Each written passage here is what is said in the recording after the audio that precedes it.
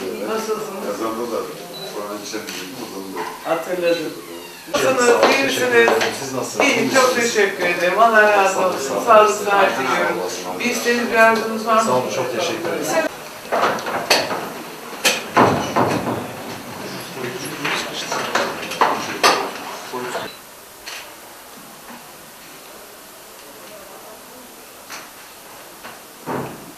Nereden başladık şimdi? Teşekkür diyelim, sunumu yaptık. Bir önceki hafta arkadaşlar cümleten selamünaleyküm. 2 trilyon destek verdi. Evet. Peki 20 yılda Sezai Tarım Bakanlığımızın İlimizdeki Tarım Teşkilatı ve İl Müdürlüğümüzün çalışmalarıyla ilgili kısa bir sunum yaptık Sayın Vekilimize. Ben Sayın Vekilimize ve ekibine teşekkür ediyorum. Hoş geldiler, şeref verdiler. her alanda desteklerimizi aldık. Devlet su işlerinden desteklerimizi aldık. Tarım, ziraat ve tarlaya desteklerimizi aldık. 2002'deki Tarım Bakanlığı'nın üreticilerimize vermiş olduğu tarımsal destekleme 2002'de sadece 23 milyonken bugün gelmiş olduğumuz rakam yaklaşık 2 milyar. Önceki parayla 2 katrilyonluk desteği biz çiftçilerimizle ve üreticilerimizle buluşturduk. Mazot desteği, yem desteği, gübre desteği, farklı dönem ve zamanlarda vermiş olduğumuz Tarsim desteklerini sürekli veriyoruz. Primlerinin %70'ini karşılıyoruz. Bu desteklerimizle beraber her alanda desteklemeye, özellikle pandemi döneminde çiftçilerimizin, üreticilerimizin ellerini güçlendirmek adına vermiş olduğumuz destekler de 2022 için çok önemli rakamlar tutmuş vaziyette. Sadece 2021 yılında 220 milyonluk desteği biz Malatya'daki üreticilerimizle buluşturmuş vaziyetteyiz. 175 bin büyükbaş hayvanın, 367 bin küçükbaş hayvanın, 6 milyon kanatlı hayvanın olduğunu, hayvan varlığının olduğunu Tarım Bakanlığımızın bilgileri dahilinde bizler de paylaşıyoruz. Özellikle kanatlı hayvanlara verilen desteklerle birlikte Malatya'da da kanatlı hayvan üretimimizin ciddi oranda arttığını görüyoruz. Su ürünleri konusunda biz Türkiye'nin en iyi ikinci iliyiz. Bu konuda 8760 ton biz su ürünleri de balık üretimi yapıyoruz.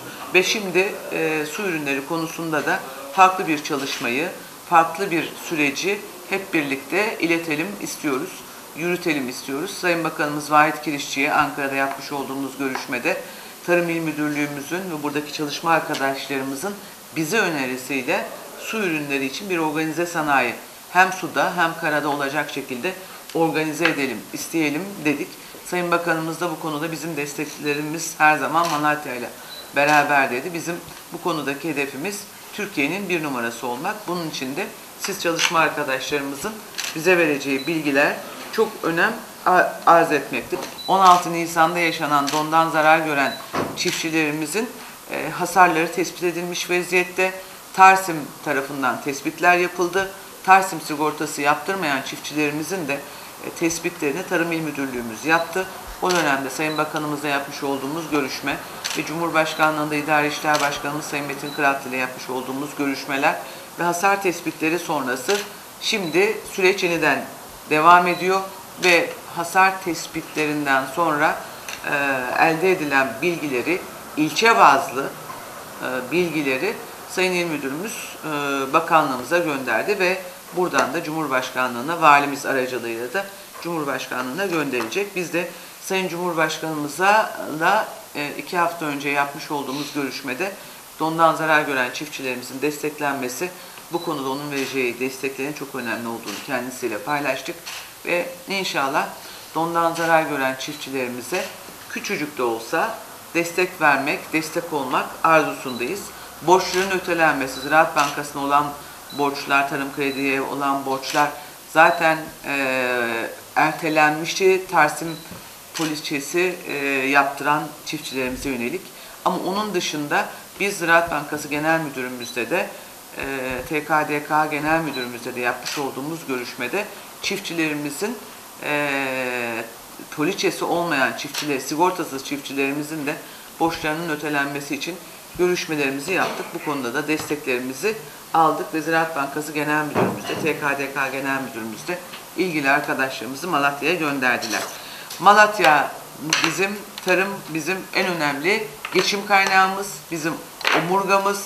Özellikle kayısı ürününün yıllara mahsar bugün gelmiş olduğu rakamları göz önünde bulundurduğumuzda ben başta Sayın Cumhurbaşkanı olmak üzere görev yapan tüm bakanlarıma teşekkür ediyorum. Özellikle Toprak Mahsulleri Ofisi'nin kayısıyı almaya başlamasıyla birlikte kayısıdaki fiyat çok ciddi manada 2020'de 11 TL'den geldiğimiz rakam neredeyse 100 TL'ye kadar kayısılarımız satılıyor. Bunu yaparken çok önemli yatırımları lisanslı depolarımızı Malatya'ya kazandırdık. İlçelerimize kükürtleme tesislerini pilot olacak ilçelerimize 5 ilçemize kurduk. 5 ilçemizde kükürtleme tesislerimizi vatandaşlarımızla buluşturduk ve inşallah Kayseri ihracat rakamlarının da hedefleri hepimizin ortak hedefi borsanın da, ticaret odasının da, ziraat odalarımızın da, Tarım İl Müdürlüğümüzün de, bütün yönetici arkadaşlarımızın da hedefleri 1 milyar hedefine ulaşmak. Bunun için yeni pazarlara ihtiyacımız var. Yaş kayısı ihracatını artırmamız, kuru kayısıdaki ihracatı artırmamız için yeni pazarlara ihtiyacımız var. Artık üreticinin alnının terinin ve aklının terinin değer bulduğu bir dönemi yaşıyoruz. Bizim jokerimiz hepsi de buranın üzerinde. Çekiyoruz efendim.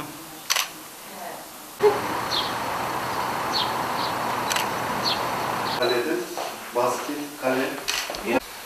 O 6 personel o diğer illere de gidiyor mu? Yoksa orada da... Biz sağlıyoruz 6 kişiyi. Ve bunu durmadan 7 gün boyunca, yani bizde mesai deyimi yoktur. Şu an kesimleri yapmaktayız Malatya'da. Özellikle 7 ilçemiz bitmiş oldu ve hasarlar devam etmekte. Tarsim, Türkiye Tarım Sigortası 2006 yılında Malatya'da yaşamış olduğumuz çok ciddi bir don afeti sonrası Cumhurbaşkanımıza gitmiş ve o dönem çok ciddi bir rakam 94 milyon TL o dönem üreticilerimize destek almıştık. Sonrasında Tarım Bakanımız, dönemin Tarım Bakanı çiftçi sigortası sistemini geliştirerek Tarsim'i uygulamaya koydu ve 2006 yılından itibaren de Malatya başta olmak üzere tüm Türkiye'de tarım sigortası üreticilerimiz yaptırmaya başladılar.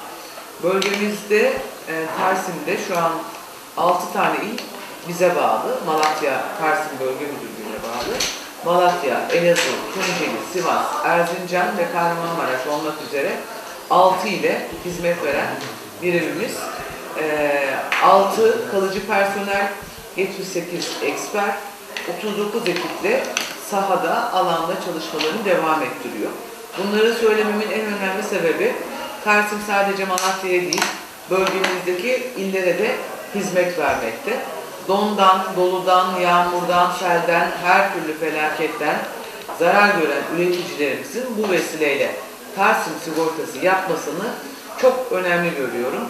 Ve Tarsim başladığı andan itibaren bugüne kadar, 2006 yılından bugüne yaklaşık 900 milyonu geçen bir rakamı vatandaşlarımıza ödemiş vaziyetteler. Ve son 2021-2022 tarihleri arasında Malatya'da 23.653 poliçe. Bu da yaklaşık çiftçi sayısına baktığımızda 7.842 civarında çiftçimizin Tarsim sigortası yaptırdığını görüyoruz. Benim buradan bütün çiftçilerimize, bütün üreticilerimize sözüm şudur. Hayvanı olan, tarlası olan, bağ, bahçesi olan herkesin nasıl araba aldıklarında arabalarını sigortalandırıyorlarsa gelirini getiren üreticilerimizin tarlaları da hayvanları da sigorta kapsamına alınmalı. Bunun için bütün çiftçilerimiz ürünlerini, zararlarını karşılamak, tazmin etmek için Tarsim sigortasıyla buluşmalı. Şu anda Malatya'da 30.000 çiftçi kayıt sistemine kayıtlı üreticimiz var, çiftçimiz var. Ve 30.000'in 7.000 tanesi, yaklaşık %20 civarında bir çiftçimiz Tarsim sigortasıyla kendini sigorta ettirmiş vaziyette, ürünlerini sigorta ettirmiş vaziyette. Dolayısıyla geride kalan 23.000 tane çiftçimiz sigorta ettirmeden herhangi bir yağmur, dolu, çamur, afet geldiğinde maalesef o afetle mücadele etmek zorunda kalıyor. Benim hasreten üreticilerimizden istirhamım, bütün gelir getirici alanlarını sigortalandırsınlar. Sigortalandırdıkları andan itibaren de herhangi bir afete maruz kaldıklarında paralarını Tarsim'den alsınlar. Şu anda 16 Nisan'da Malatya'da yaşanılan dondan dolayı çiftçilerimiz çok ciddi zararlar yaşadı. %100 zarar görenden %20 zarara kadar 13 ilçemizin tamamı ön hasar tespitleri tamamlandı. Ve bu ön hasar tespitlerinden sonra hem Tarsim hem Tarım İl Müdürlüğü hem sigorta yaptıranlar hem de sigorta yaptırmayanlar olarak ikiye ayırdık. Tarsim tespitlerini yaptı ve şu anda yaklaşık 23.000 poliçe var, poliçemiz var ve bu 23.000 poliçemizin normalde sigorta bedeli 1 milyar 971 milyon. Şimdi vatandaşlarımıza 2022 dondan zarar gören çiftçilerimize yaklaşık 1 milyara yakın tazminat ödenecek. Bu çok önemli bir rakam. Malatya çiftçisinin dondan zarar görmesinden kaynaklı zararlarını Tarsim karşılayacak. Belki 800, belki 900 ama 1 milyara yakın bir rakamı Tarsim çiftçilerimize ödeyecek. Bunların içerisinde %100 hasar tespiti olan yaklaşık 400 civarında çiftçimiz var. Bu 400 çiftçimiz %100 ürünü zarar görmüş. Bunların ödemelerini de bayramdan önce hem bölge müdürüm, biraz evvel de genel müdürümüzle konuştuk. Genel müdürümüz ifade etti. Yani tarlasında hiçbir tane yemeğe dahi kayısı olmayan çiftçimizin Tarsim bedellerini bayramdan önce çiftçilerimizin eline Tarsim ulaştıracak, ödemelerini yapacak. Ve toplamda da zarar gören çiftçilerimizin zararları Eylül ayının 15'i gibi tamamı da ödenmiş olacak ve yaklaşık 1 milyara yakın rakamla Malatya'da don teminat poliçe sayısı illerimizde de var ama Malatya'da 11.372 don teminatlı poliçemiz var. Aynı zamanda dolu, sel, bütün alanlarda dolu, fırtına, sel, su baskını, deprem, hortum, yangın, taşıt çarpması, yağmur, heyelan, kuraklık, kar ağırlığı, yaban domuzu dahil olmak üzere her birinin vermiş olduğu zararı Tarsim karşılıyor. Bütün çiftçilerimiz alanlarını sigortalandırsınlar. Benim hasreten istirhamım.